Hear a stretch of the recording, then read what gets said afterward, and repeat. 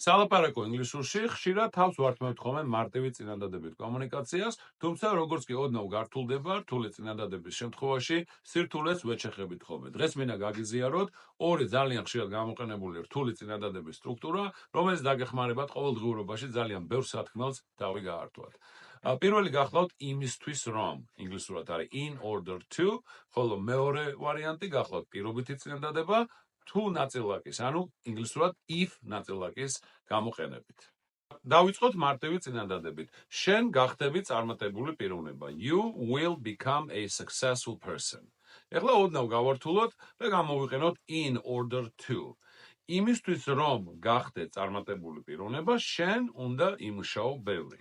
In order to become a successful person, you should work hard. აი ეს გახლავთ in order-ის გამოყენების წესი. In order-ი ასევე შეგვიძლია როგორც თავში, ამ შემთხვევაშიც გავაკეთეთ, ასევე წინადადების შუაშიც. მაგალითად, შენ უნდა იმუშაო ბევრი იმისთვის, რომ გახდე წარმატებული პიროვნება. You should work hard in order to become a successful person. გადმოვინახოთ მეორე საკითხზე, სადაც გამოვიყენებთ if ნაწილაკს. თუმცა პირველი მაგალითი შევადგინოთ ისევ მარტივი. ხვალ იწვიმებს. It will rain tomorrow. მარტივი წინადადება. ეხლა ოდნავ გავართულოთ. ხვალ თუ იწვიმებს, ქოლგას წავიღებ. If it rains tomorrow, I will take an umbrella. ამ if-ის წინადადებაში, ანუ პირობითი წინადადებაში, ორ ფრაზიანი წინადადება გახლავთ.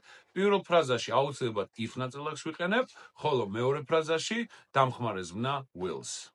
თუ გსურთ შეძლოთ მარტივი და რთული წინადადებებით საუბარი ინგლისურ ენაზე, მე გთავაზობთ ვიდეო გაკვეთილების კრებულს, რომელიც დაგეხმარებათ ამ მიზნის მისაღწევად. მოიწონეთ და გამოიწერეთ ჩემი YouTube არხი მეტი ინფორმაციის მისაღებად, ლინკს დავტოვებ ვიდეოს ქვევით.